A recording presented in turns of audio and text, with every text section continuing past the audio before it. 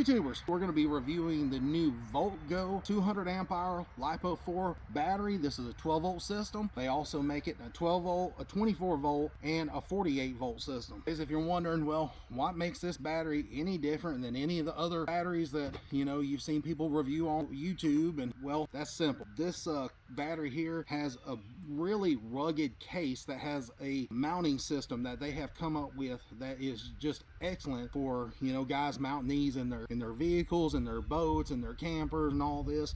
One reason why I wanted to do this video is because eventually we would like to be able to do some camping and be able to go out for a weekend and not have to worry about having power. And so by putting a couple of these batteries in the bed of your vehicle, then you can easily have enough power for a weekend if you have some solar panels. And so I just wanted to show you how that these batteries mount and how that we would use them in our system. And I actually have another one of these batteries. I'm going to show you how to link them together, and we're going to just go from there. And I'm going to tell you a little bit about the battery as we go along. And if you look here on the front of the battery, you can see embedded into the ABS plastic, you've got these stainless steel inserts. And so what these are used for is, I'm going to go ahead and turn the battery.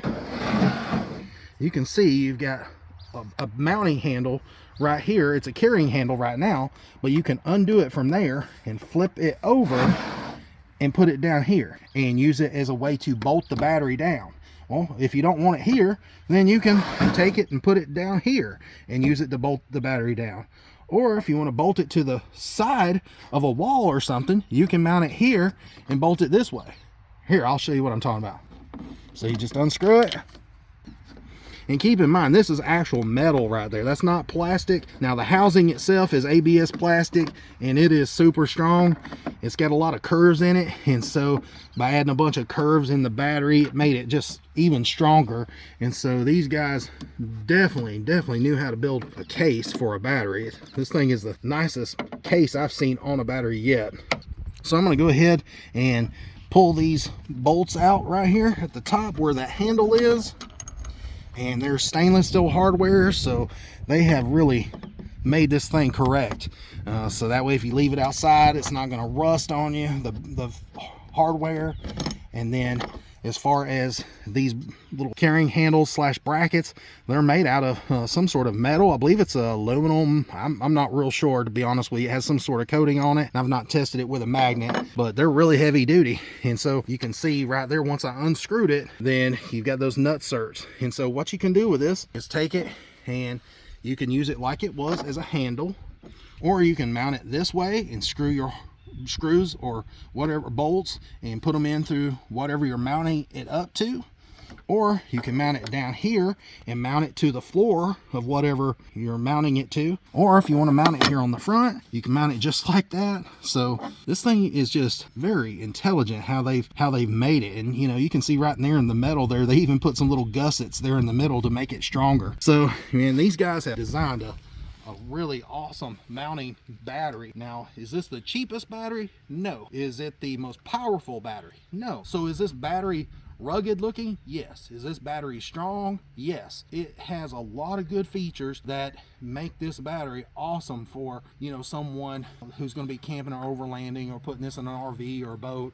The mounting system on this is just awesome. So that's what we're going to be focusing on today in today's video. So right here below where you got the handle is this little plate right here.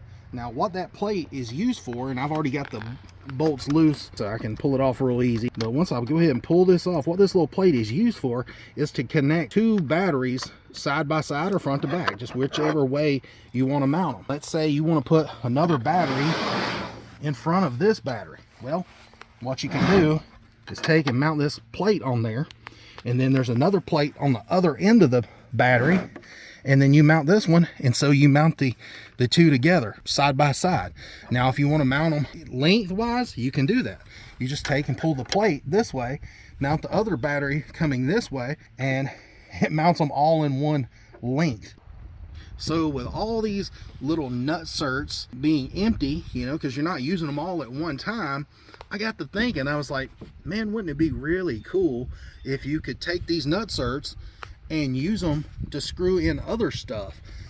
maybe like a charge controller or maybe a power inverter. Maybe you can mount like a bracket on the front of here that holds your power inverter up next to your Voltgo battery. So my mind got to turning. So the other night we were in there in the office and we were talking about it, and I was like, you know, I bet you this charge controller will fit on the end of this battery. And so we got to talking about it and got to playing around with it, and literally within just a few minutes figured out a way to mount it up to it. I want you guys to be the first ones to see it. All right, so I told you guys that I had 2 of these batteries and I'm gonna connect them together, and I also told you that I've got a charge controller hooked up. So I just got this thing wired up last night, and I'm super excited about this. And I want rights to being able to have figured out how to mount this charge controller to this battery. I think it was pretty smooth. So anyways, if you look here on the front of the battery, you got the black, and there's like an orange color right in there, and then the white lettering. And so I wanted a charge controller that, number 1, it matched, and number 2, that, you know, it didn't need to be a huge charge controller. You know, if you're mounting this on a vehicle or something like that, you probably don't want no more than a 30 amp charge controller, because you're not going to have a whole lot of solar power on this thing, maybe 200 to 600 watts or so. So anyways, you know, I didn't need a big charge controller, so I got to looking online, and I found this one here from Alto Solar, and I put it up here to the side where the extra nutserts were from the brackets, and I'll show you right here on this battery. You can see that there's a bunch of nutserts right in there. So I thought, well, since I've got all these nutserts there, I can connect whatever the heck I want to in any of these, because I'm not gonna put anything down here except maybe the handle when I go to lift it up. But if I'm mounting it in a vehicle, all these are open, you know. And so I put that charge controller there, and it didn't just mount up. No, the mounting location was a little bit off, so I knew that I had a little bit of room on each side. So what I did was I took a chainsaw file. It's called a rat tail file, and I filed out just a little bit there on the mounting surface on the charge controller on each side where the bolt is. And I'm talking just a little bit. I literally filed for maybe 5 minutes, and this thing fit right up. And I used some smaller mounting hardware with a smaller head, and this thing mounted right up. So I was tickled to death. And so you can see this thing ain't going nowhere. I mean, it is really mounted. So what this did for me was allow me to have a battery and a charge controller, and then I've hooked my wiring in here. But all I need now is just a solar panel to be able to pull that power in from the sun, and you use this charge controller to charge the battery up. And the reason you need that charge controller and you don't just wire straight to the battery is because if you just hook a solar panel right up to the battery, it's going to overcharge the battery and harm it. It can hurt that battery. So you use that charge controller, and it charges it up to the desired voltage, and then it just shuts off, you know, and it turns back on when it drops below that voltage, and then it turns back on and off, and it keeps it charged all the time. So that's why you want a charge controller. So when I went to wire this thing up, you notice there's not a whole lot of room right there between the bottom of the controller to the bottom of the battery. So I got to thinking, man, I hope I can be able to get those wires, those solar panel wires, to turn out and not be too far down and get all bent up and stuff. So I tried it with just regular solar panel wire, and everybody knows this stuff's really stiff, and it's kind of, you know, too stiff to make a real sharp bend. So I thought, well, why couldn't I just take some of that New Concepts wire, the 8 gauge, and it's oxygen-free copper, but it's very flexible. I mean, look at that. This stuff here is rated for 60 amps, and it's an 8 gauge wire, and you see how flexible it is. And so anyways, I thought instead of using just your typical solar wire, that I would just use that New Concepts wire. And so I was able to come down right out of it and make that bend, no problem. You see how flexible that wire is. Then for the battery side, I use the same New Concepts 8 gauge wire, and again, this stuff's rated at 60 amps, and it worked out beautiful. I mean, you can see that I come up the back side, and I just took a wiring clamp right here, a little plastic one, and hooked it right in to where I screwed in the charge controller, and that keeps those wires all nice and tight. And then I come up here and I ran the negative wire across the back and looped it around to the front. Used the New Concepts wire, 8 gauge, and then for the terminals, I used the Cellterm brand terminals off Amazon. I really love those. I think they work great. I'll put a link for them down below, along with the New Concepts wire, and then I put some heat shrink on there. And in the front here, I just put a little wire clamp right here in the front holding the MC4 connectors. So it just worked out perfect. So if you're out there and you want the same system and you want to do the same thing that I did, I'll put a link for the Alto Solar charge controller. So if you're wondering, how do you connect these two batteries together? So I told you before, you can take this plate right here. You mount it here in the front like that, and then you just slide this right up next to it, and then line your bolts up there on the inside. And you might have to shift them around till it gets lined up, but it took just a second. And then you just screw them together. It's that simple. And man, once you get these things screwed together like that, it's super strong. And you can look at the front one here, but there's one that's just like it there in the back, same bracket and everything. Now you can't tell me that don't look sharp. So now you've got them joined in the middle. You've got them a mounting surface on both batteries, mounting it down, and then on the back side you can do the same exact thing.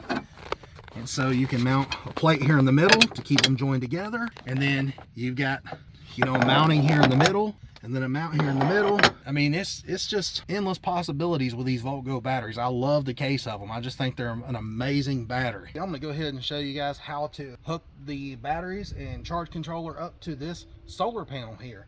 And so this is a 180-watt solar panel that I got on Amazon, and you can see it's very easy to hook up. It's got your MC4 connectors, and they're labeled. There's negative, that side's positive, and then all I have here is just a little extension cable for, it's just a couple solar wires to connect to your MC4s here that connects to the solar panel. So we're going to hook it up real quick, and we're going to go ahead and start with the positive. This is off the solar panel here. You just push them together, they lock in place. And I just made these on a whim. I mean, literally, it just took me 5 minutes to make these cables. If you've never used these MC4 connectors before, literally you can put the connector on the end of the wire in literally like a couple minutes. Very easy. But anyways, first things first, we're going to go ahead and plug this in. And you can see red to red, positive, positive. We're going to go ahead and connect the negative. It's the same thing, and these only plug in one way. They're dummy proof. You can't hook them in the wrong connector. They only go one way.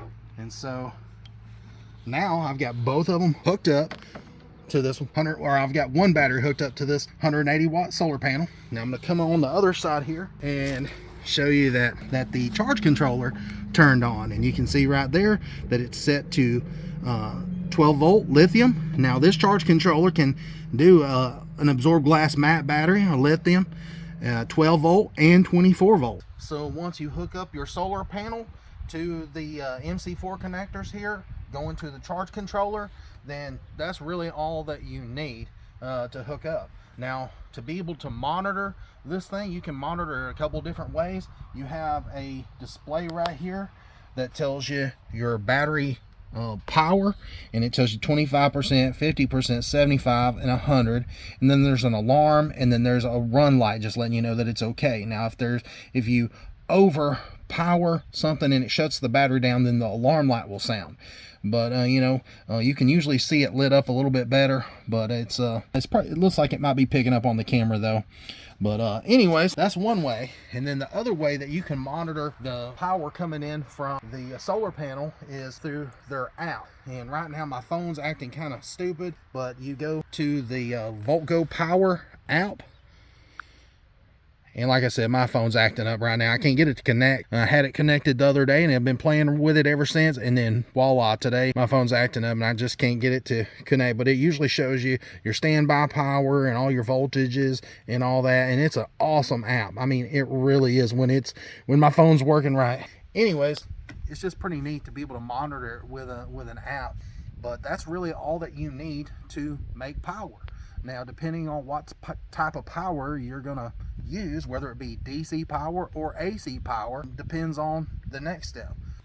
So the way that you would use the battery to power DC devices is very, very simple. And if you're wondering, well, what kind of things could you run off of this? Well, you can run, a phone charger. You can run USB light and run a fan. You can run quite a bit of stuff. And you don't just have to have one of these. Obviously, if you want to run multiple of these, you can. I mean, you can stack them up. Do most people do that? No. But is this the most efficient way to do it? Yes. And the reason being is because number one, you don't have to have no power inverter turned on, so that power inverter's draining power from your system, plus it's using more wattage than just straight DC because it's having to convert it from DC to AC. So by using this cigarette lighter plug, you're just hooking right to the battery and you're getting straight DC power. If you want to hook up to a power inverter, that's fine. They do make a power inverter that has a passive DC connection through it. And what I mean by that is the power inverter, whether it's turned on or off, it allows DC power to go through it, and it allows you to be able to power up your phones. It gives you a bunch of outputs where you can plug a lot of stuff into it. And I'll show you, I've got one right here. So like I was saying, you can take an inverter. This certain one has a DC pass through, and you can connect it to this battery here, and I'll show you what all it's capable of doing. Let me first connect it. What you want to do is keep your battery turned on. It has an on and off switch right there. You make sure that's powered on, then touch it with the resistor for about 5 to 10 seconds, and when you do, you can see the light on the inverter turn on. And the reason you do this is so you don't end up with a spark, and so you don't mess with the internal capacitors of the inverter. And then you just take and touch it to the battery post and go ahead and connect it. If you're interested in these little resistors, they're like 10 bucks. I'll put them in the link in my description down below, and you get like 5 of them for $10. They're just a 30 ohm resistor. But anyways, once you get this hooked up here, you can see that it tells you right there, there is your battery voltage. It's at 13.5. You know, I'm sure it's gonna look funky and flashing on the camera, but like I said, you've got all these connections here on top. You've got two USB A, and then a quick charge USB, and then there's a USB-C. Well, what can you do with that? Well, I have these lights right here on top. These are USB lights. You can connect those in, and you can see right there that uses 5 watts of power, and that's DC. Then I've got another one. You can plug it in. There's another 5 watts of power. Then you can plug in another light, and total you're using 15 watts of power. That's nothing. That's very, very efficient. And so if you want to, let's say, run a small little fan, then you have this little port here on the side, and you can plug in a little 12 volt fan. So I've got this little 12 volt fan plugged in, and you can run it. This thing here is rated at 10 watts. It only uses between 5 to 7, but it's rated at 10 watts. And so you've got a fan, you've got 3 USB lights, and that's just on DC. So at the most, you're using 25 watts.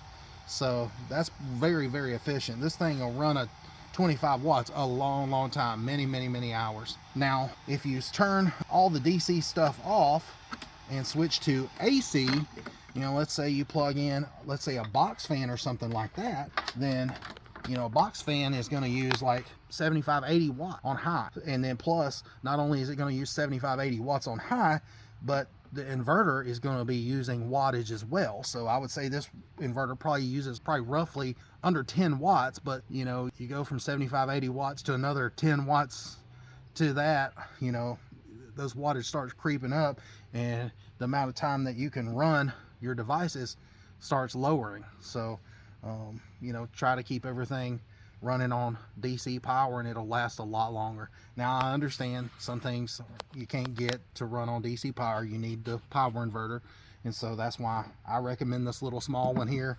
This one here is from a company called MaxPart. It's on the Amazon store called Twing. I've got a link in the description down below.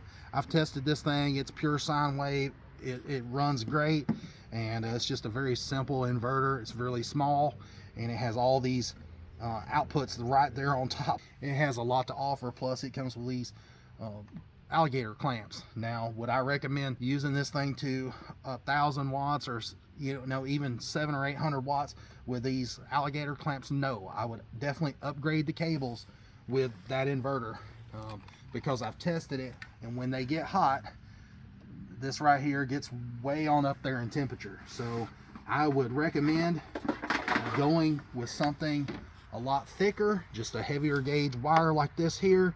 You know, this is just some ones that I had left over from another power inverter that I reviewed, But truthfully, if I was going to upgrade the wiring in it, I would probably go to this New Concepts wire over here. I recommend it to, you know, everybody. I use it on all my builds. This stuff is the best wiring you can get. It's not going to get hot on you as long as you size it adequately. But anyways, that's enough on the inverter and what you can run on there. I think you guys get the picture. But back to the batteries, I just wanted to tell you a little bit more about them. And these batteries here are really neat, and I don't have them hooked together, but you can hook them together in parallel.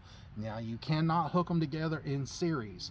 And now what I mean by that is when you hook them together in parallel, it increases the amount of capacity that you have. So you go from 200 amp hours and you hook this one together to it, and that'll make it 400 amp hours. So it's still at 12 volts. You're not messing with the voltage, changing that around, but you're just increasing the capacity. And that's the way that you can add more batteries to this system. So these batteries here are I-65 rated, and what that means is you can leave these in the back of your vehicle and it can rain on them, but you know, you don't want to drive this thing in a lake and submerge them, because you know they will leak, you know, if you try to submerge them. But you know, I would say you would probably be good for just a few minutes or something like that, but I wouldn't chance it, just because, you know, that's a pretty big investment to risk. But you know, if they do get rained on, or if water sprays on them or something like that, you'll be fine. Now, as far as the charge controller and the power inverter, probably not so much, but the batteries you'll be fine.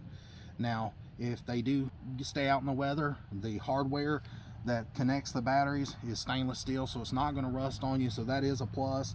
And let's say, you know, you have a problem, you know, with the BMS or something that goes out on the inside of the unit, you can take the top off of this. And that's what's really neat about this battery, is you can see right there, it's got a perimeter of bolts that goes all the way around, and there's a gasket in there that seals the top on this battery, and so you could pull the top off this very easily, and so that is really neat. Now, like I said, it does have an on and off switch there in the middle, so that right there is basically a battery disconnect in itself. So I find that switch to be very, very handy. And you know, if something went wrong or you needed to hook something up, you can just turn the battery off. So one thing about lithium batteries that, you know, you don't hear a lot of people talking about it, you know, when they do battery reviews and stuff, just simply because it's, you know, I don't know, I just don't think that it's covered as much as it should be. So let's just say you have these batteries in the back of your vehicle, and you've got solar panels up on the roof of your vehicle, and let's say it gets cold at night. Let's say it dropped down below freezing. Well, if these batteries are needing to be charged and it drops below freezing, and your solar panel starts charging a battery, on a normal battery, if it doesn't have a heating pad on the inside of it to keep it above that freezing temperature, and you try to charge a battery that's freezing like that, you can damage the battery. So these batteries here have like a heating pad built in, so it warms the battery up when it starts to charge. So, you know, it senses that, you know, once it drops below that freezing temperatures and you try to charge it, then it starts heating the battery up, so it doesn't damage the battery long term. So it kind of protects your investment. So, you know, like on a lead acid battery, it doesn't matter so much if it's below freezing. It's not going to really bother it that much. But on lithium, it really does affect it. And so you definitely want a battery that does have that heating element on the inside to keep it above that freezing temperature. It's just pretty much a fail-safe, so you don't ruin your batteries. So that is one major thing that I do like about this battery. And then also for the nerds out there that, and this goes way over my head, I don't know much about this, so I'm not going to speak on much of it and try to act like I know what it is and what all it does. But you've got right here, you've got these little screw-in caps, and you can see that they're just plastic caps, and they've got like I believe a silicone internal there that mates up to the flat part of that area. And what this is it's a COM port. You can see right there, it's a communication port 1, and then over here you got another one, communication port 2. And I guess you can plug in there if you know what the heck you're doing, and make changes to the settings? Not real sure. I'm not too big into being that much of a nerd to know what that is, but you know, if you are and you like playing with those settings and you're a lot smarter than I am, then that's a pretty cool feature to have. You know, if that's something that you get into. Is that feature for me? No, probably never going to use that, most likely, unless they come up with something that plugs into it that makes it cool. But anyways, I'm going to go ahead and wrap this video up. I just wanted to tell you guys about the Voltgo batteries and show you some of the products here and tell you about what all it can do and show you some of the features. But you know, as far as the battery goes, I gotta say I'm very impressed. These guys knocked this one out of the park, and it's just an awesome battery. And you'll see me doing it, using this battery in some of the testing and stuff from here on out. And I'll make sure that I use it and test it, and if I have any problems out of it, I'll definitely let you guys know. Just look down in the description or down in the comments, and you know, if I have any problems, I'll let you know, and I'll probably even make a video on it. But so far so good. I've not had any problems. I was using this in the one of the last power inverter tests, and didn't have any problems. We ran it up to almost like 1800 watts, because the discharge current on this max discharge current's 150 amps. So we ran it all the way up to 150 amps, and we watched the battery do what it was supposed to do, and it shut down, and to keep from harming the internal components. So when it did shut down though, the alarm light went on and let us know that it shut down, and you can see right there's an alarm LED light that lights up. But it didn't harm the battery at all. It did, like I said, it did exactly what it was supposed to do. And so we was both very impressed with this battery. So anyways, like I said, I'm gonna wrap this up. I appreciate you guys watching. I could talk all day about this battery. I gotta wind myself down so I don't preach any longer. But anyways, thanks for watching. Please like and subscribe, and until next time, see ya.